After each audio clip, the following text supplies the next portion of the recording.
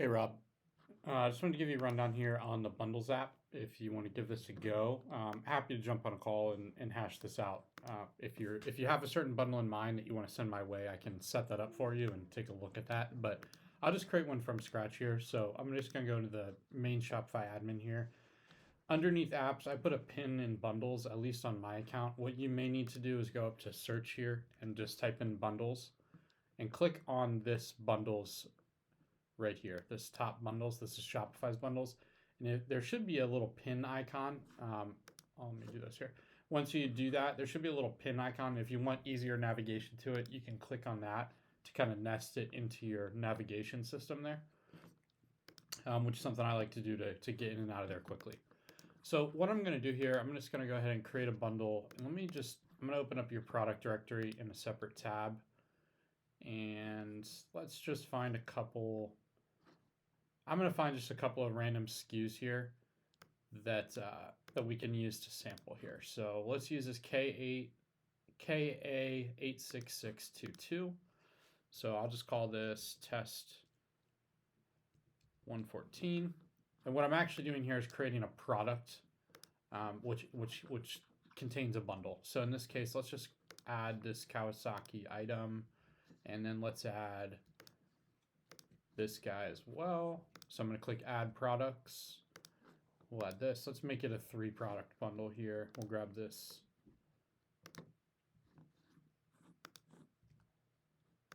Okay. Now within that, you can also say this bundle contains 2 of these, so on and so forth. So it doesn't have to be all even level. Let's say you have like screws that are part of a replacement pack or something like that, and there's 18 screws or bolts or whatever it is. You can make that part of the bundle that's included. Okay, so I'll click save and continue here, and what this is going to do is going to redirect me to this new product that is created, test 114. So I can go in and add a custom image in here. Let's say this is for like it all compiled. This creates a mower replacement set or whatever it is, parts set. You can put a picture of that mower on here without having to worry about merchandising the individual products on there. Then you're going to have your standard price here. So this price is going to be automatically determined by Shopify is going to add these up by determining what the price of these 3 items together is. But let's say you want, if they buy in bulk, to be able to get that cheaper. You can move that to the compare at price and say, okay, if they want to buy this bundle, we're going to give them to them for $37, right? $37.50. So they save $4 by buying in bulk here or choosing the bundle route, right?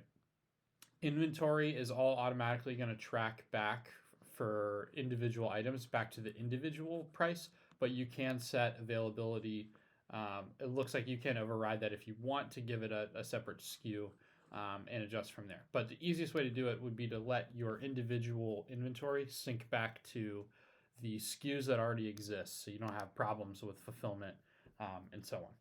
So let me just go ahead and I'm going to save this without an image here. I'm just going to make this active for a couple minutes here just to demo it. So I'll save this product, and then I'm just going to go and click preview here, or I can actually get to the live URL here.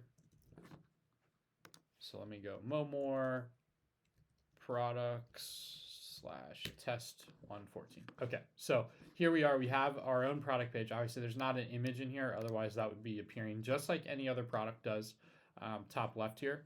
And you'll see this price that I input, this custom price is $37.50. That's all working.